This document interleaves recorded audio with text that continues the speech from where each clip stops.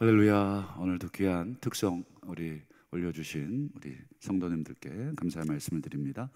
오늘 함께 보신 본문을 중심으로 절망을 극복하려면 이라는 제목으로 잠시 말씀의 은혜를 나누도록 하겠습니다.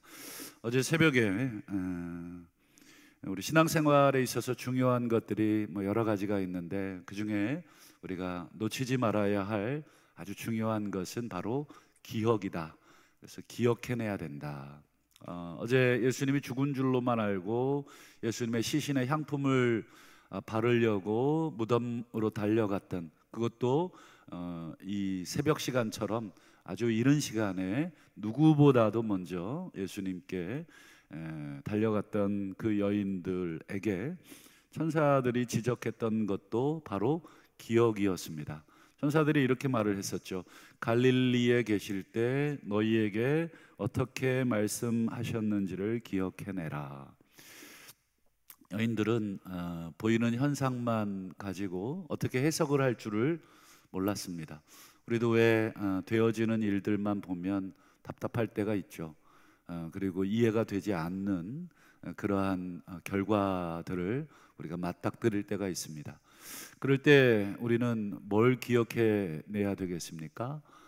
그렇죠. 하나님이 어떻게 말씀하셨는가, 또 성경에는 이럴 때 우리가 어떤 생각을 해야 되는가, 이 훈련이 잘 되어져야 우리 신앙생활이 바르게 갈 수 있다, 이런 말씀을 드렸습니다.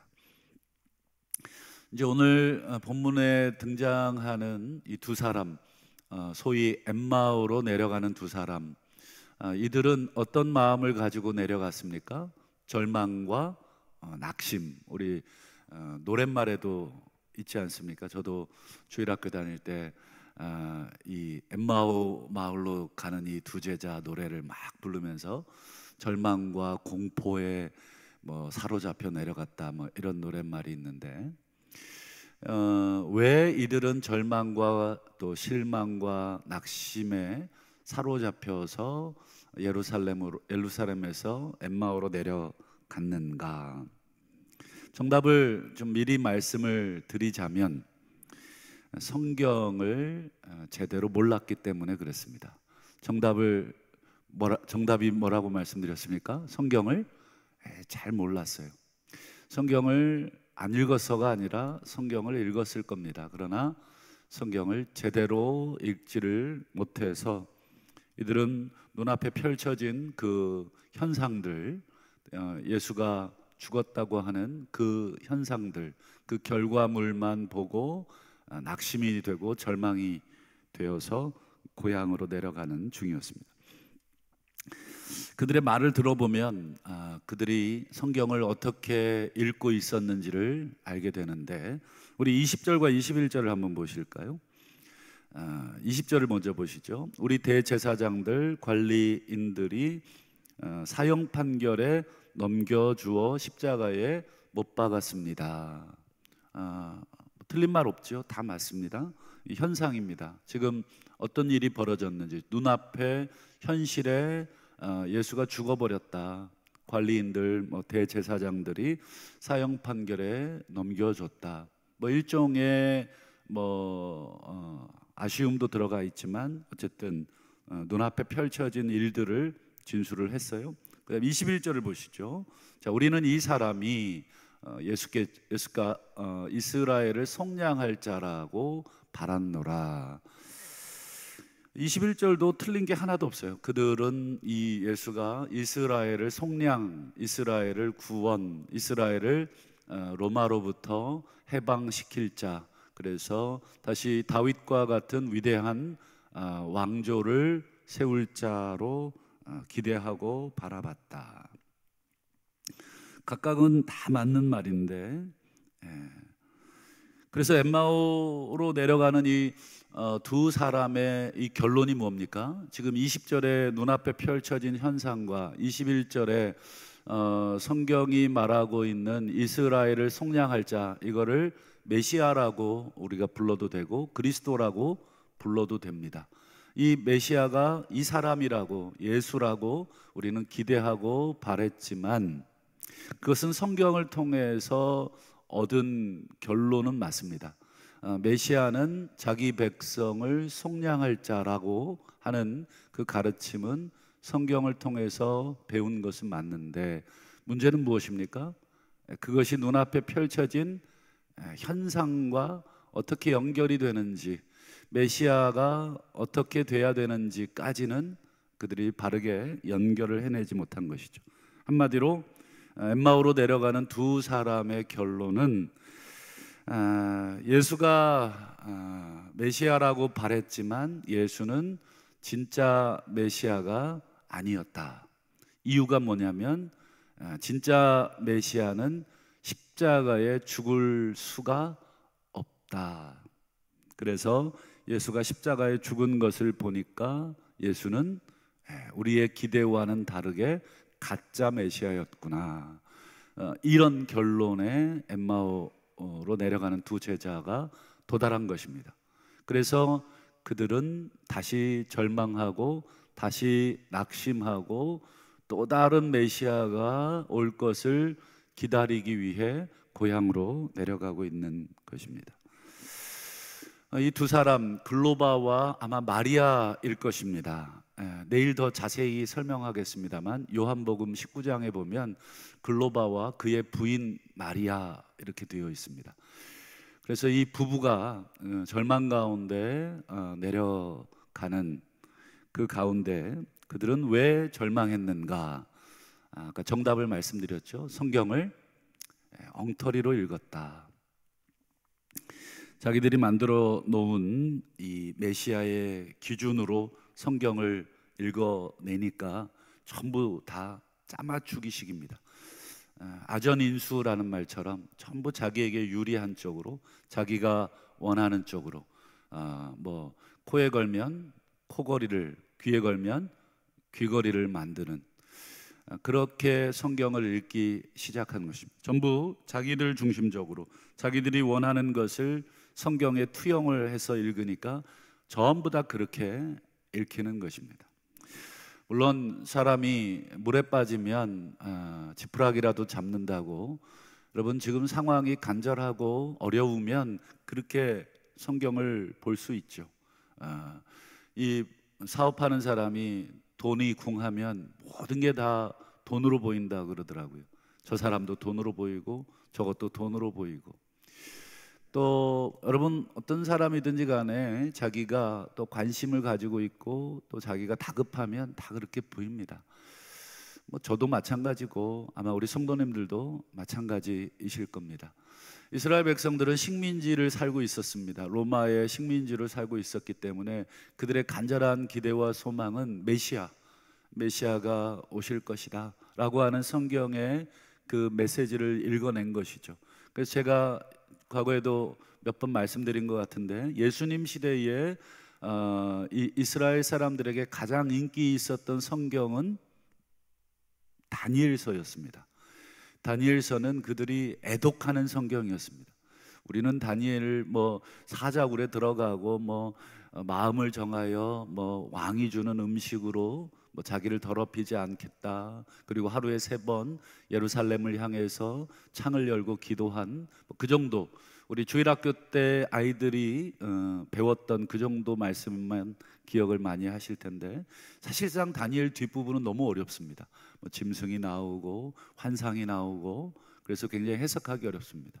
근데 예수님 시대의 유대인들, 이스라엘 백성들은 그 모든 것들을 전부 메시아가 오시면 그것들은 자신들에게 이루어질 일들로 전부 읽어냈습니다.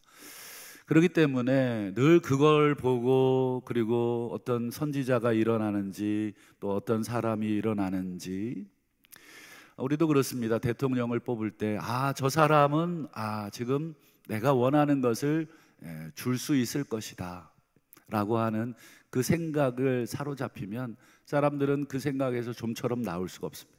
그래서 저 사람 뽑아야 된다, 저 사람이 맞다. 우리도 그렇습니다. 누군가에 대해서 어떤 생각을 딱 고정시키면 거기서 빠져나온다는 것이 얼마나 어려운지 우리가 잘 경험하죠. 지금 엠마오로 내려가는 두 사람이 딱 그랬습니다. 엠바오에 내려가던 그 이 부부에게 그래서 예수님께서 호되게 야단을 치십니다. 그 내용이 25절과 26절인데요. 한번 보시죠. 이 미련하고, 이걸 조금 번역을 좀 부드럽게 해놔서 그렇지 원문 그대로 번역을 하면 이 멍청이들아 이런 뜻입니다. 이 멍청한 놈들아, 어떻게 이렇게 멍청하냐. 선지자들이 말한 모든 것, 즉 구약 성경을 말하는 것입니다. 시편과 선지서 이렇게 표현하기도 하고 그냥 선지자들이 말한 것, 즉 구약 성경을 마음에 더디 믿는 자들, 더디 믿는다, 뭐 느리게 믿는다 이런 뜻도 있겠지만 이 둔하다 이런 뜻입니다. 아주 둔하구나. 너희들이 왜 이렇게 둔하냐. 이건 머리가 둔하다기보다도 마음이 둔한 것입니다. 26절 보세요. 선지자들이 뭘 얘기했더냐. 그리스도가 이런 고난을 받고 자기 영광에 들어가야 할 것이 아니냐. 여러분 이런 말들은 조금 꼼꼼하게 읽으셔야 됩니다. 그냥 고난받고 영광 들어가는구나 이렇게가 아니라 들어가야 한다, 할 것. 여러분 뭐뭐 해야 한다가 언제 사용하는 표현입니까? 우리 일상생활 속에 야 너 이거 다 정리해놔야 돼. 우리 자녀들에게 너 오늘 이거 공부 다 해놓고 자야 돼. 뭐뭐 해야 해 라고 하는 말은 언제 씁니까? 의무를 나타낼 때, 당연한 것을 말할 때 씁니다. 그런데 26절이 바로 그 단어가 사용됐습니다. 헬라어로 데이라고 하는 단어인데 이 우리말로는 뭐뭐 해야 한다 이런 말입니다. 그리스도가 그냥 자기 영광에 들어가는 게 아니라 앞에 뭐가 있습니까? 고난을 받고 들어가야 한다. 이 부분이 눈에 들어오지를 않는 것입니다. 이렇게 명백하게 쓰여 있는데도 이 부분이 왜 들어오지 않느냐. 아까 말씀드린 것처럼 내가 원하는 메시아상이 있기 때문에 그걸만 가지고 모든 것을 다 그렇게 해석을 해내는 것입니다. 야, 이거는 그런 뜻이 아니고 이거는 이런 뜻일 거야.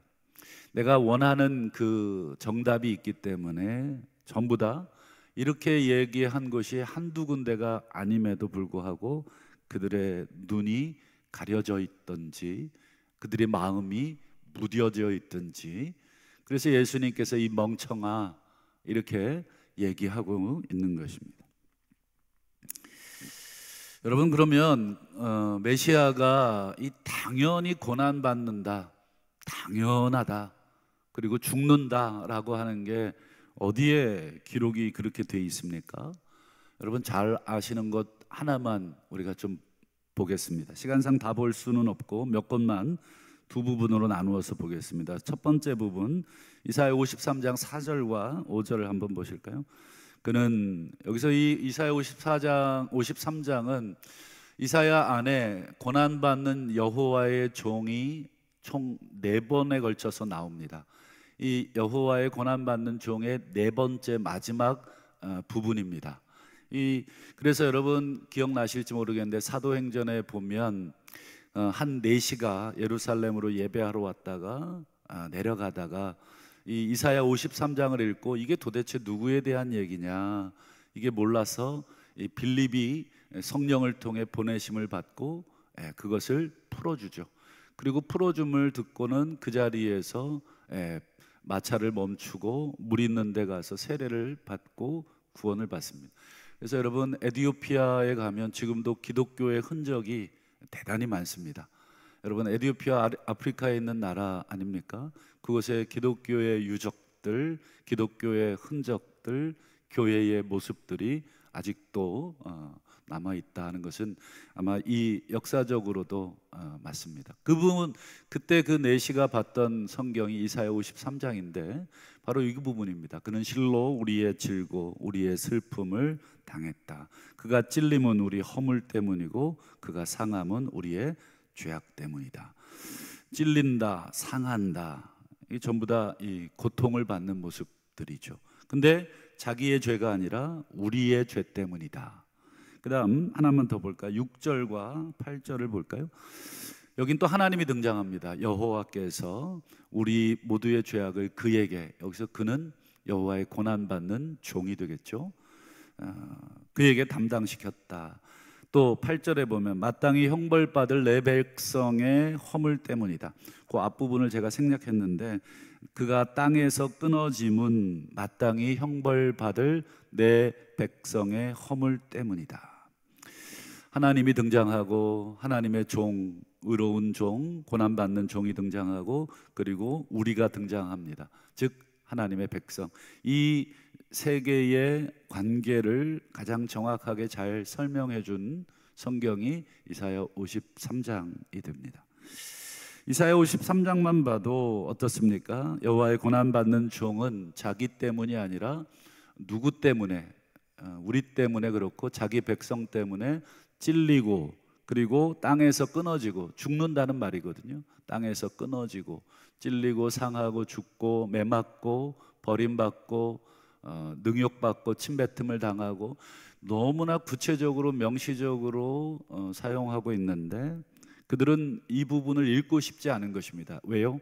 우리가 기대하던 메시아는 이렇게 찔리고 맞고 터지고 죽고 하는 메시아가 아니기 때문에. 제가 여러 차례 말씀드리지만 유대인들은 이 구약의 이사야 53장이 분명하게 자기들의 성경에 기록이 되어 있지만 지금도 읽지를 않아요. 이 부분은 자기들의 시선으로는 인정할 수가 없다, 이렇게 하고 있기 때문에. 그런 자들에게 이 멍청이들아 이렇게 한바탕 욕을 해주는 것은 당연한 것입니다. 예수님이 이 글로바와 그의 부인 마리아에게 이 멍청아 이렇게 얘기해 주는 게 심한 것이 아니다 하는 것을 보게 되죠. 여러분, 성경을 모르면 신앙이 성장하지 않습니다. 또 동시에 여러분, 성경을 알아도 내가 원하는 욕망을 성경에 투입시켜서 읽으면 여러분, 우리의 신앙은 오히려 더 나빠집니다. 성경을 알수록 남는 것은 오히려 내 고집과 내 경험만 남습니다. 성경을 아무렇게나 읽어내기 때문에 그렇습니다. 성경도 읽지 않는 것도 문제지만 성경을 백날 첫날 읽어도 여러분 아무것도 남지를 않습니다. 말씀을 맺겠습니다. 오늘 말씀의 제목을 절망을 극복하려면이라고 적었는데요. 여러분, 정말 절망을 극복하려면 어떻게 해야 됩니까? 절망을 극복하려면 하나님의 세상을 봐야 합니다. 성경을 통해서 하나님께서 우리에게 뭘 말씀하시는지, 물론 우리의 지혜가 한계가 있고 우리의 또 여러 가지 한계들이 많이 있죠. 그렇기 때문에 여러분 끊임없이 여러분 공부를 하셔야 합니다. 대학 가기 위해서 여러분 얼마나 많이 애들 공부시킵니까?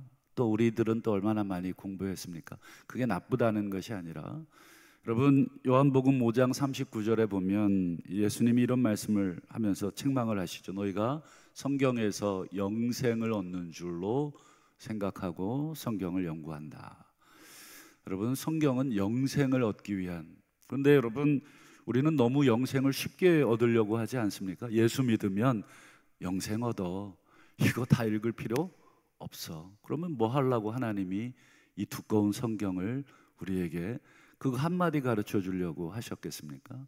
그렇지 않습니다. 여러분, 예수님을 얼마나 알고 계십니까? 예수 믿으면 구원받는다, 예수 믿으면 영생을 얻는다, 요거 하나 달랑 믿고 30년 40년 살아오지 않으셨습니까? 여러분, 그러고 하나님 만나고 그러고 예수님 만나면 여러분 우리 마음이 어떻겠습니까? 여러분, 저 구구단 겨우 외우고 대학 갔다 그러면 아마 대학 교수들이 웃을 겁니다. 야, 너 구구단 외우고 우리 대학 왔어? 여러분, 그 대학 하나 가려고 얼마나 많이 공부를 했습니까? 영생을 주지도 못하는 그 지식을 내가 얼마나 머릿속에 많이 때려 넣으려고. 저는 버스에서도 단어 외웠고, 자면서도 단어 외웠고, 화장실에서도 단어 외웠고, 밥을 먹으면서도 문제를 풀면서 그 대학 가려고 그렇게 했습니다. 아마 요 대부분들이 다 그렇게 영생을 주지 못하는 그 세상의 지식도 그렇게 공부했는데 우리 성경을 영생을 얻을 줄로 생각한다면 여러분 이렇게 읽어서는 하나님 앞에서 일단 죄송하고 우리 신앙의 양심으로도 너무 죄송합니다. 여러분 다시금 엠마오로 내려갔던 이 부부가 왜 절망했는가? 그들은 성경을 읽기는 읽었을 것입니다. 혹시 안 읽었을 수도 있습니다. 그들은 주워 들은 지식으로 메시아는 이런 사람이래 라고 하는 그들의 기대를 그대로 투영을 해서 성경을 봤을 수도 있고 예수를 봤을 수도 있습니다. 여러분 우리의 지혜가 온전하지 않기에 날마다 공부하고 기도하고 성령을 의지하고, 다른 사람들은 성경을 어떻게 읽었는가 책을 사서 읽어보고 피곤한 일이죠. 눈도 침침하고 아프고 저도 이제 나이가 들었는지 눈이 시려서 잠을 못 자겠어요.